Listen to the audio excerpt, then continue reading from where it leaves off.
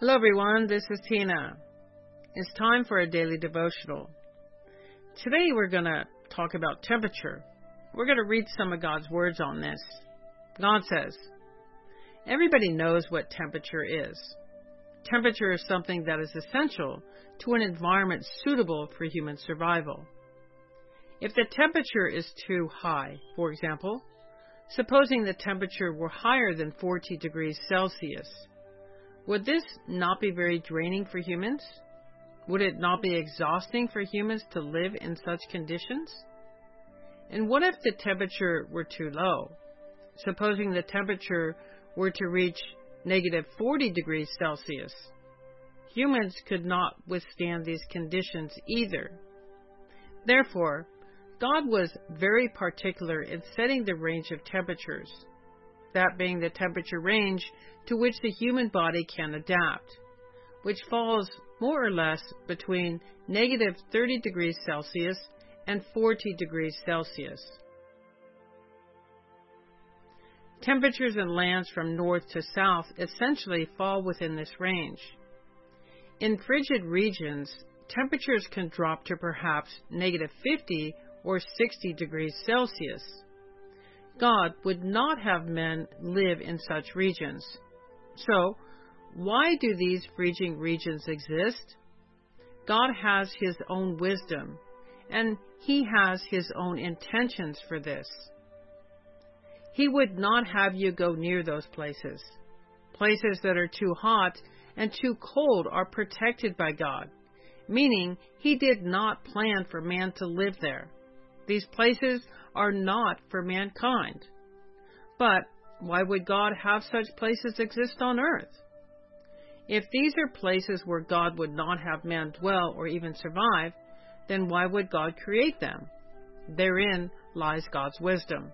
That is, God has reasonably calibrated the temperature range of the environment in which humans survive. There is also a natural law at work here. God created certain things to maintain and control the temperature. What are they? First, the sun can bring people warmth. But are people able to endure this warmth when it's too great? Is there anyone who dares to approach the sun? Is there any scientific instrument on earth that can approach the sun? No. Why not? The sun is too hot. Anything that comes too close will melt. Therefore, God worked specifically to set the sun's height above mankind and its distance from him in accordance with His meticulous calculations and with His standards.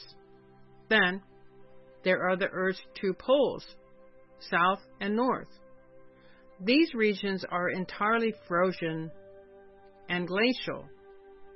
Can mankind live in glacial regions? Are such places suited to human survival? No. So people do not go to these places. Since people do not go to the South and North Poles, their glaciers are preserved and are able to serve their purpose, which is to control temperature. You understand? Yes? If there were no South Pole and no North Pole, then the sun's constant heat would cause the people on Earth to perish. But does God keep the temperature within a range suited to human survival through these two things alone? No. There are also all sorts of living things, such as the grass in the fields, the various types of trees, and all kinds of plants in the forest that absorb the sun's heat, and in doing so, neutralize the sun's thermal energy in a way that regulates the temperature of the environment in which mankind lives. There are also sources of water, such as rivers and lakes. No one can decide the area that rivers and lakes cover. No one can control how much water there is on Earth, nor where that water flows, the direction of its flow, its volume, or its speed. Only God knows. These various sources of water, from groundwater to the visible rivers and lakes above ground, can also regulate the temperature of the environment in which man lives.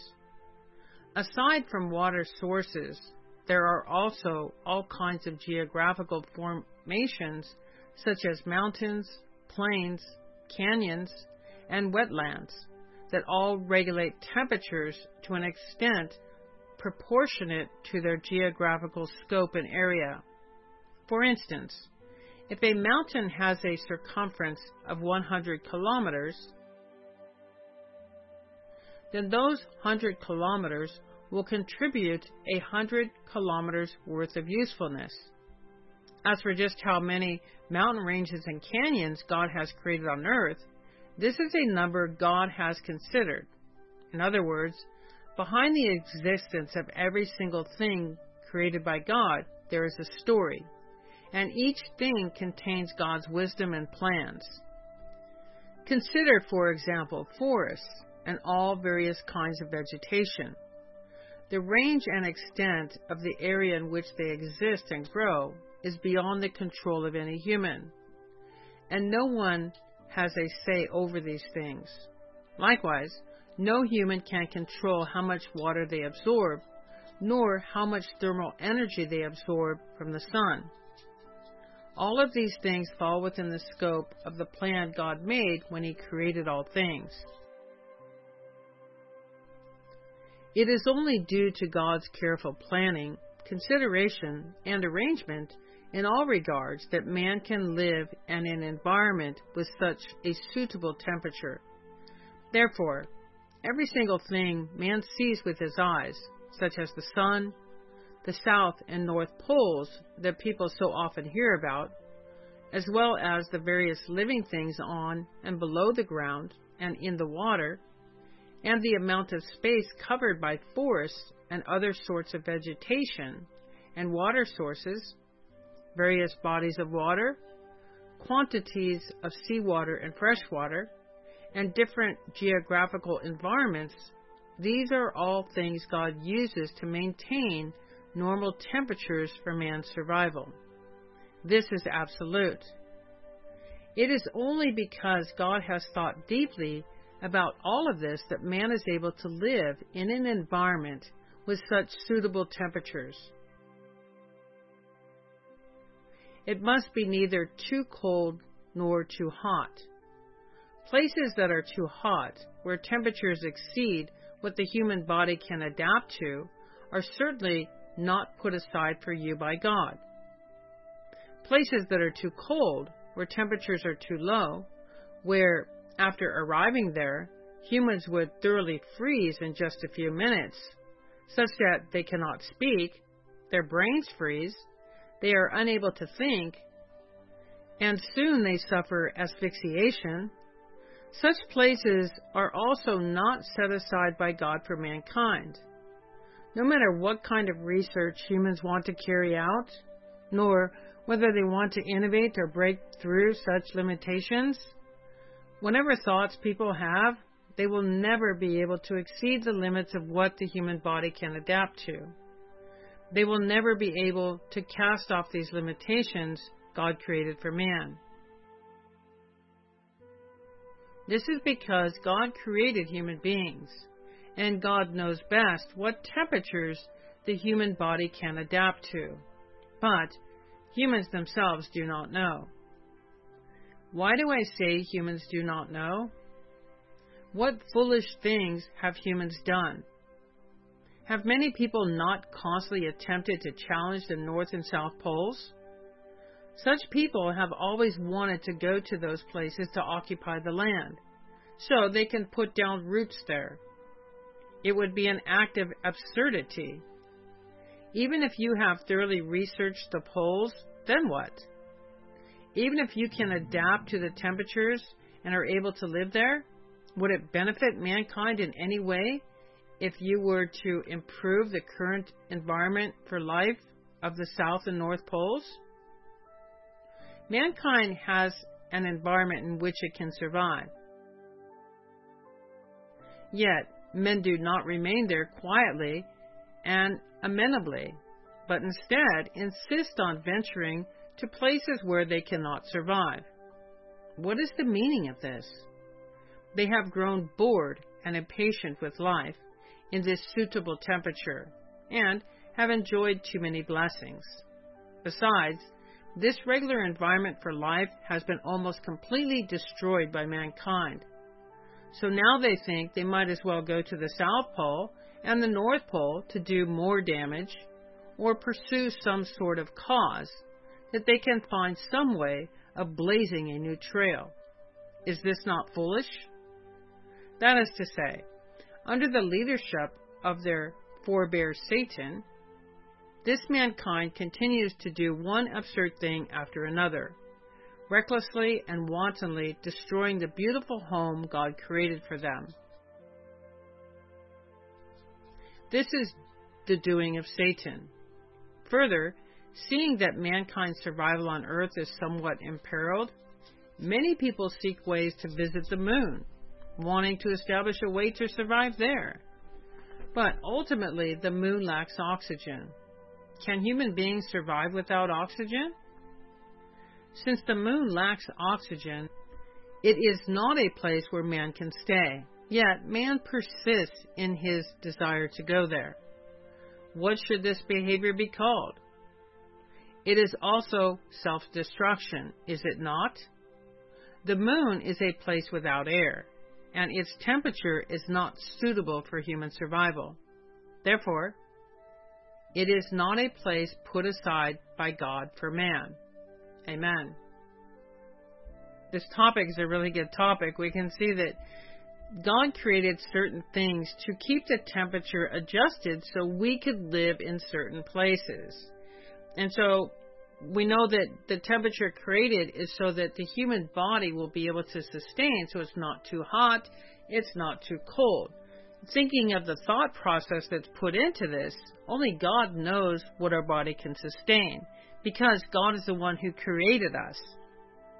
But we can see that over time, we want to go to places we shouldn't be, like the North Pole and the South Pole. That's used to maintain the temperature in different areas. So God is very wise in everything He does. He creates many different things to control all things. But we don't think of that. We take for granted that the temperature is there.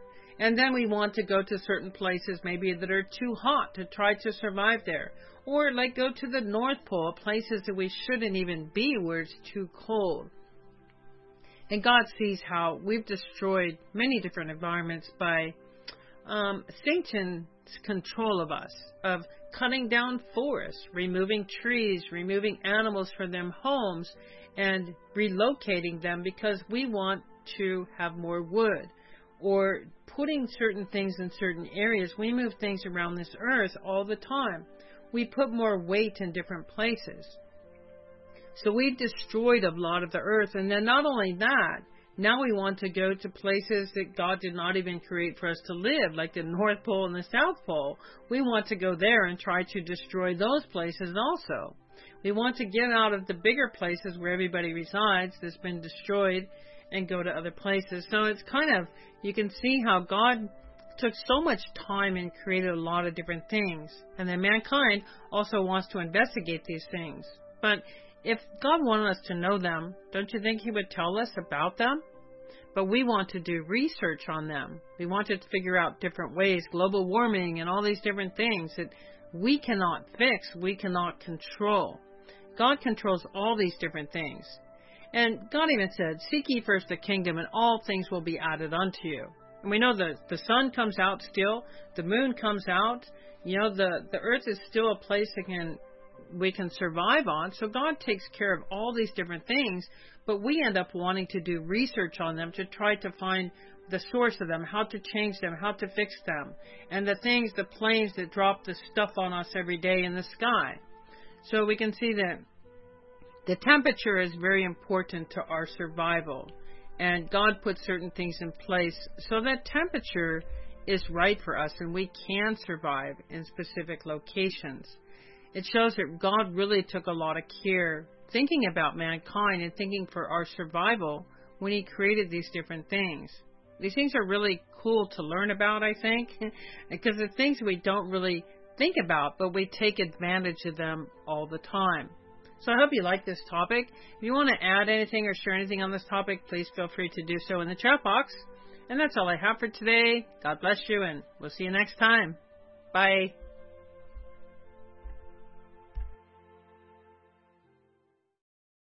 Thank you for watching. And if you like our video, please click on the like and subscribe button.